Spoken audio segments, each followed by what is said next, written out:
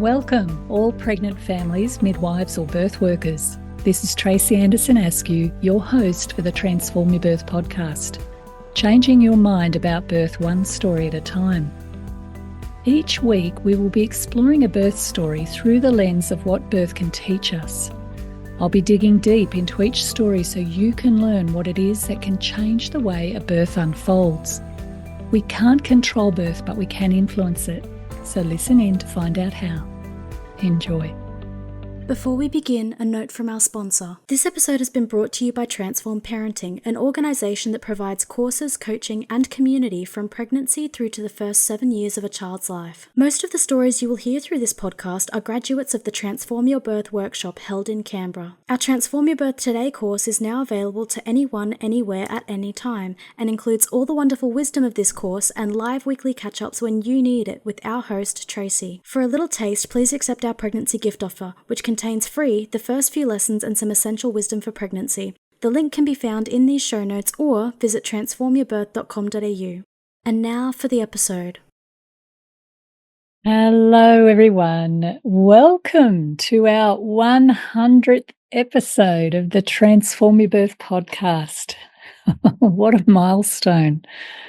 We've been going for 2 years, and this podcast is something I'm very proud of. I've had some wonderful feedback from people listening, people who've listened to almost every episode and have gone on to have a much better birth as a result, which is certainly what lights me up and why I do this work. Now, putting together something like this takes a team, and I really want to acknowledge a few people before we kick off. The first person is Katie. Katie inspired the idea. She was one of my mothers, and she said, Tracy, you need to do a podcast and let's tell stories. Then Lindsay, who helped me set the whole thing up.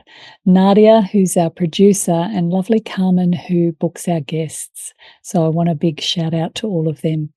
I also want to thank our birthing families, the mothers, partners who've been on this podcast sharing their experiences. It is a true gift when people share a little window into their world where we can learn from what they've experienced. And I also want to shout out to the experts that we've had in their different fields on the podcast sharing their wisdom as well. We've been very, very blessed indeed with a great array of people who can help put together the pieces of how birth works and what we can do to influence it. So in this episode, I wanted to share a little montage of some of the wisdom that has been shared through our interviews.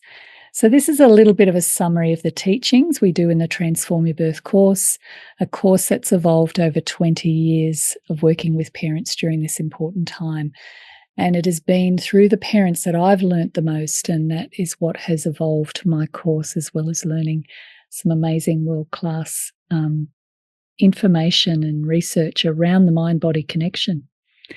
Now, the intention of this podcast has always been to educate through storytelling and what moves the needle, and what you can do or be that can make the biggest difference to how you experience whatever is on your path.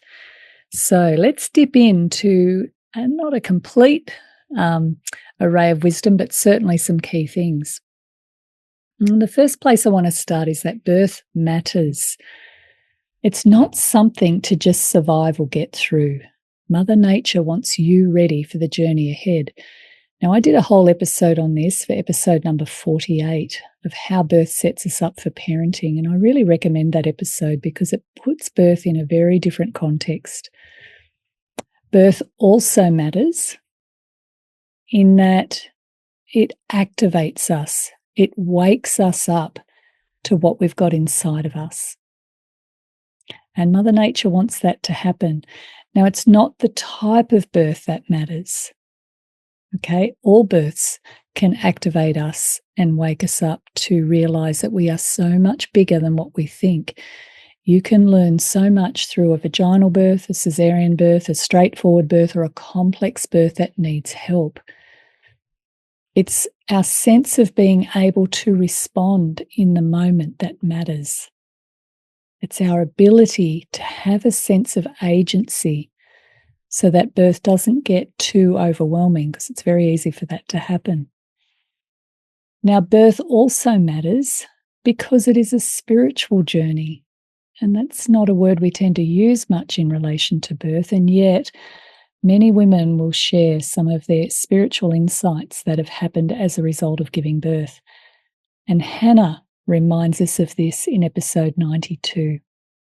It's very hard for humans to stop and reshape and rethink. But pregnancy and birth gives us the most amazing moments of growth. Yeah. We learn about ourselves. We learn about our strengths and our vulnerabilities. We deal with a whole lot of baggage we bring to birth from our parents, from our lives, from our the way society makes women feel about their bodies. So it's our moment of triumph, it's our moment of transformation as well. Birth also matters because it stays with us. Our stories become something we never forget. I learnt this on a train. I met a woman in her 80s, and when we got talking, she asked me what I did for a living, and I told her I was a childbirth educator. And she started to tell me her birth story. And as she did, she went into tears. And you could see that it still had such an impact on her 60 years later. That's when I realized birth matters. The next little piece of wisdom I want to share is that birth is a mind game. Now, how do we work with our mind? The first place to start is to understand the process, because that's essential to getting your mind on board. When we don't educate ourselves around the process, then it's very easy for your mind, particularly your subconscious mind, to run amok. Let's listen to Em talk about how she changed her mind as she became more educated. So I think, like many people, you hear all of the horror birth stories, right? And I know so many people who have been through it and just said epidural, drugs all the way. And then so I had this perception of what birth would be like as terrifying and painful. And then we were recommended to do your course by someone who spoke really differently about birth. She said it was the most beautiful thing she's ever done. And so we did your course, and it completely shifted my view on what I wanted, because I just assumed epidural was the be all and end all, and that's how I would get through it, not knowing that there's so many other things I could use to help me get through the process. And I loved birth. I would do it again in a heartbeat. There's a great intelligence at work, both within our bodies, minds, and hearts. It's never to be underestimated or disrespected. Cara shares how she changed her mindset from fear to excitement. Another thing that I learned on the course was just a real positive mindset. So I woke up and I'm like, this is an amazing day to have a baby. I can't wait to meet my baby today. I just kept on saying all these positive things. And we got to the hospital and we had to wait a while to get the induction started. And so we just went for a walk, and I'm like, what a beautiful day today is. I'm so excited. We're about to meet our little baby. This is amazing. Just really trying to, well, not trying to, it all came naturally. That I was just really happy and really excited, and just this is the most amazing day in the world. We're going to have a baby. That is a huge change. Yeah. So, we can try and positive talk ourselves into things, but it doesn't work unless you actually shift on a subconscious level the belief system that underpins it. We have so many things that we can do to support the process of giving birth, learning to work with it, not against it. And in order to do this, we need to work with our fears. Your subconscious mind is the part of the mind deeply connected to your body. It is the part of the mind that holds on to fear in order to protect you. And for us to upgrade the program, we need new information in order to change the way we think, because how you think about birth will influence how your body responds to birth. Maren talks about how facing your fears in pregnancy is an important part of doing some of that internal work in preparation. when fears and doubts crop up, those are also normal. And that's part of the process as well. It's not always to just be fearless and have nothing at all to work on. I think pregnancy is also a time of shadow work for a lot of women. It's a time of really unearthing old beliefs, particularly around mothering and maybe other things in our past where they're being brought up so that we can face them and we can choose which way do I want to go. And I think the baby is highly responsible for that. So, embracing kind of that deep work of pregnancy is intimidating, but it can be done. Mel goes on to share how she worked with overcoming her fears by understanding the process and what was in her control and what wasn't. So I think the big thing for me with the course was it really just took away that I just did not feel fear anymore, partly because I'm someone that really wants to have information about some sense of information and control about what I'm going to experience. I guess most people are like that to some degree. And so I felt like I knew what was going to happen now, and I had some level of control and an acceptance of what wasn't going to be in my control as well. But I just had some knowledge and power, I suppose. And it made me, I think it was a real turning point for me in that I started to just feel like I was ready for it to happen instead of almost willing my body to hold out. At 39 weeks, that's a really useful thing to happen, isn't it? Yeah, it is. Now, every birth is different because every soul is different. The path you need to walk with this child is a deeply personal one. There's a dance going on between you both, and that this dance will continue for a whole lifetime. My Auntie Robin once told me a story which I like to share. My Auntie Robin had 15 children, and as a childbirth educator, you're going to want to talk to your Auntie Robin. When I talked to her about birth, I said, "Tell me about your births." And she said, "Every one of them is different." And I couldn't believe that. I thought surely after 7 or so, you'd open your legs and out they'd come. But she said, no, every one was different. And then she said this: I can see that the challenges I was having in my pregnancy and the type of birth that I had was, in her language, God's way of preparing me to mother that child. Now, when she said that, I reflected on my own birth experiences, and I could see the connection between what happened on the day and what my journey's been with that child. And when you hear truth, you often feel it in your body. It's when I realised that there's so many forces at play here that are well beyond the mechanics of birth. Ultimately, we don't know what's going to happen or what type of birth we're going to end up having. And on some level, we need to surrender to that. Ashley realises this when planning for a home birth with little to no intervention. She had to learn to let go of the idea that it will go a certain way.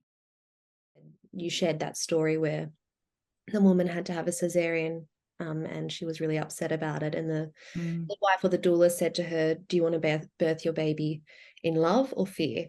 And she had that moment where she was like, "It's important to me that I birth my baby in love." So her and her husband had a smooch, and then off they went and had their cesarean. And so that then became what was front of mind. I want to have a calm and loving birth. And so rather than I want to have a vaginal birth with no intervention, which was what I had been focused on the whole time, it was like, I just need to surrender to the unfolding of this birth and know that if I can birth my baby calmly and lovingly, that's what's most important to me.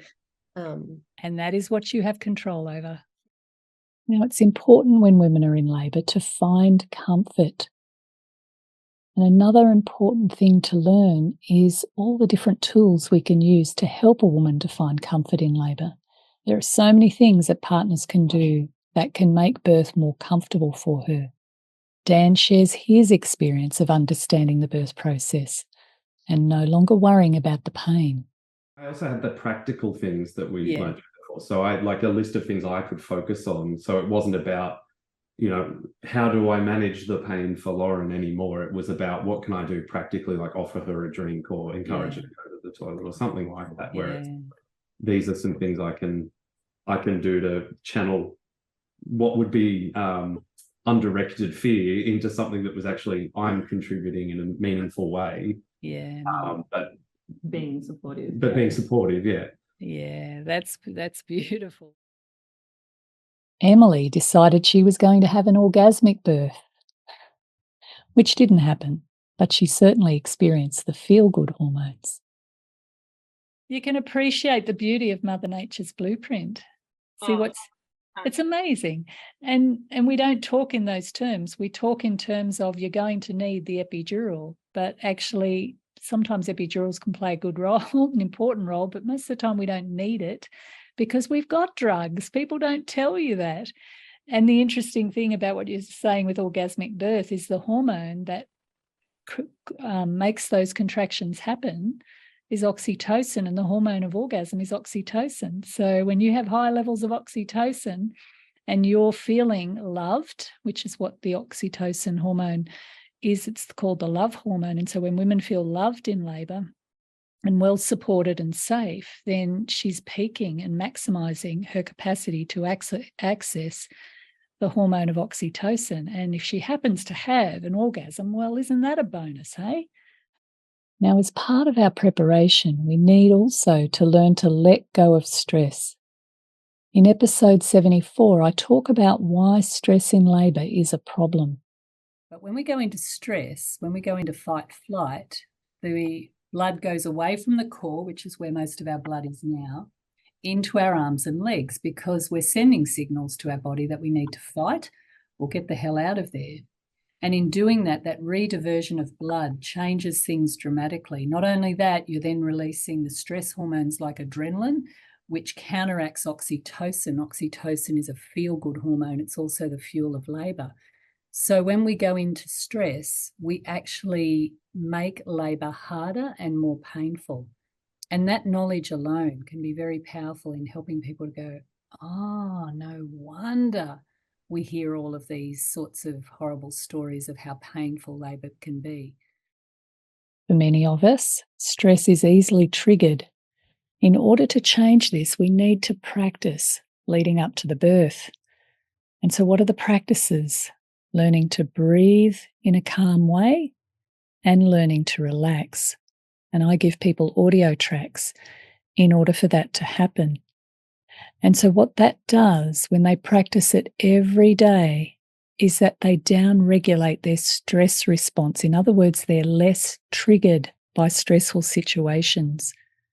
The practices also lock in the new beliefs. They help people to believe in themselves more. Now, Graham talks about this, how they also helped him to support Sally during the birth by reminding her of what to focus on. I guess I'll just give the advice that helped me personally, which was those audio tracks. I think, most partners are, you're working up to the day it happens, and having that really plants those seeds in your mind so that even if you're not playing we did play it while we're waiting too, those audio tracks, the labor dance, that one was really great. Yeah. That was a great track, but just really planted those seeds. So whether we had the track on or not, I just remembered the things to say to help her. Well done. And just remember to plant those seeds again, even while she was in the labor. Yeah, nice. Yeah, that was critical. So the practices are one of the biggest things that change the way people experience their labours. Now let's talk about when people meet their baby. Some of the best moments doing this podcast is watching people talk about this particular moment. Now, for some, it's a huge rush, and sometimes it's just relief, and sometimes there's even confusion about whether it's a boy or a girl. However it happens, it's totally fine. Let's listen to Renee when she talks about meeting her baby. Tell us when you looked at her for the first time. Oh, it was beautiful. Well, I mean, it was a bit confusing because everything was so swollen. So when they held her up, I was like, oh my God, is that a vagina or are they testicles? Like, and I'm sort of like, I'm strapped to the table. I'm like trying to look up thinking, testicles, like, where's the penis? Is this and both Mum and I were like sort of, oh, and then someone in the background, I don't know, maybe part of the anaesthetist team went, it's a girl. And I'm like, so that sort of backfired on me. Wasn't how you imagined it. No. That you'd look and not actually get what it was. Not at all. Because it's very swollen. I didn't know that would happen. There you go. And now let's listen to Claire talking about this moment. I mean, I remember that feeling of euphoria and just how something flew through your body that was just warm and golden and just amazing. Yeah. And I think we got straight into bed and were next to each other and we just couldn't take our eyes off him. And I know, that's pretty common. You just, and everything kind of disappears and we just zoned in on him and couldn't get enough of him, really. And we were like that for ages. Yeah, and that is the perfect response. I mean, we all bond differently. I don't want to make it sound like, everything else is substandard, but that process of wanting to look at your baby and stare at your baby is how you learn your baby. When our babies land, we need to be okay with however we experience it and to just be with our babies, watching them, learning to pick up their cues. In episode 30, I talk about the intelligence between the mother and the baby. There's an intelligence to the system of the mother and the baby. That's an innate dance. It's a soul dance between these two. And mothers sometimes are their own, well, I was going to say worst enemy, but not really. I think it's part of the modern mothering in this era is we Google everything and we're looking at our phones and why is my baby crying at 3 a.m. in the morning, and we Google these questions.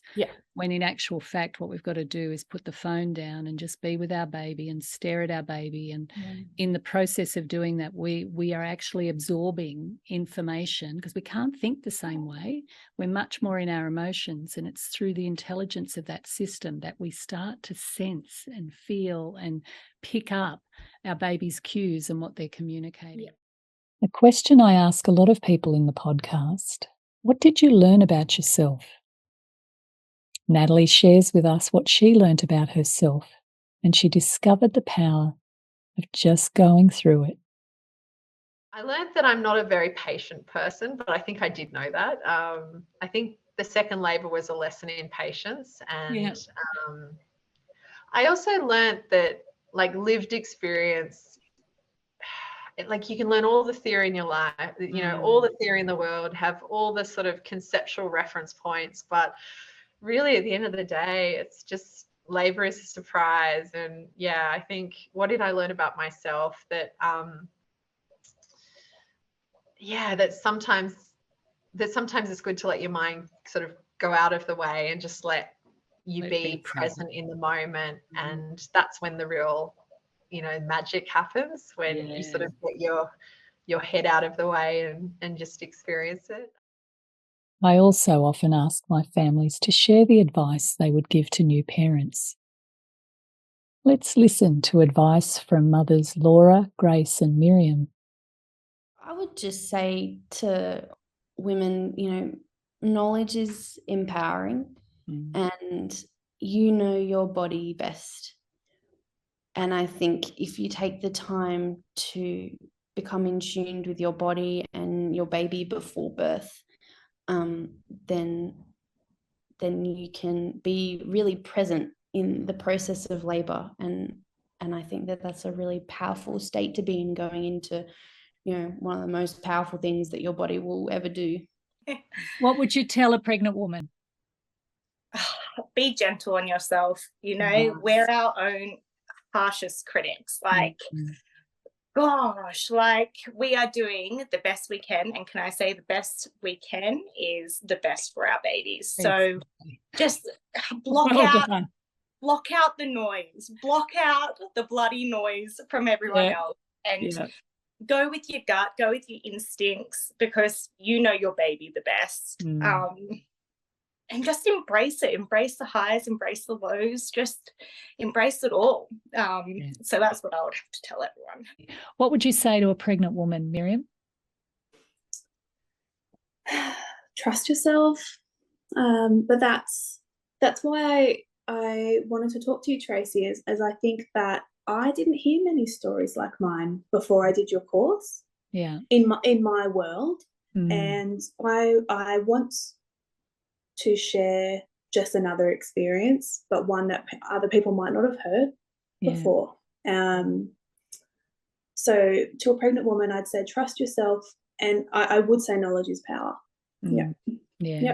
Beautiful. And advice from partners. Josh tells partners to immerse yourself. Well, for partners, support people, just immerse yourself. I think, I don't know, like, I saw it as a job, not like a job that you don't want to do, but I took a lot of pride in, like, being the best support person I could be. If I could speak for him, if I could physically do stuff for him, I would have done it, but obviously I physically can't give birth. But I wanted to make that process as easy as I could, and I think the fact that I was all in on it probably helped. Yeah, you did really good. Yeah. Matt tells partners to be proactive so we don't become an impediment to the experience. The most influential and impactful thing that we can do is to be proactive in the process. And whatever that looks like for the supporting person, whether that's education, whether that's personal development, whether that's mental health support, whatever it is that you need, it's our responsibility to work on ourselves enough so that we don't act as additional barriers that our pregnant partners need to manage and cope with and deal with. I love that. They've got enough. Yeah. And let's finish with Chris, who gives advice to do our course, which is completely unscripted. But he does highlight how he was able to adapt when things didn't go to plan. What would you say, Chris, to another pregnant partner, a dad or another woman? What would you say? Do your course. And I'm not being paid to say Thank you, that. darling.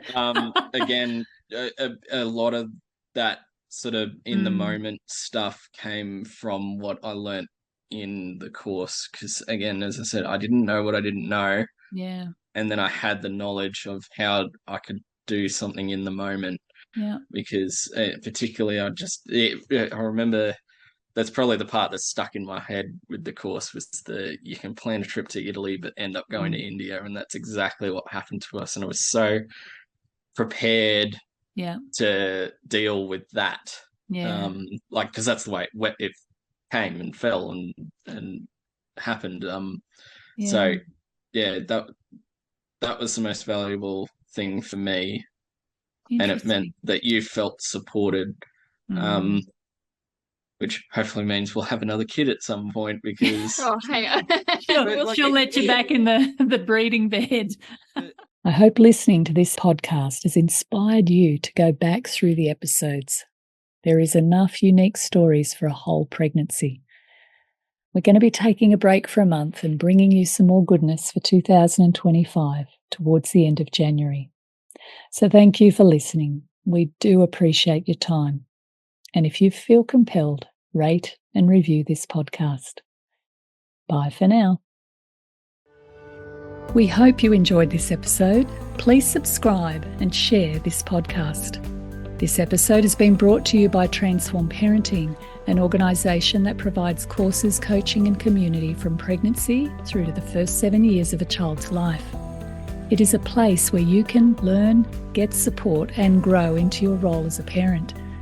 Why not take advantage of a special gift for all pregnant women at transformyourbirth.com.au. Or if you have children, we have a gift for parents also.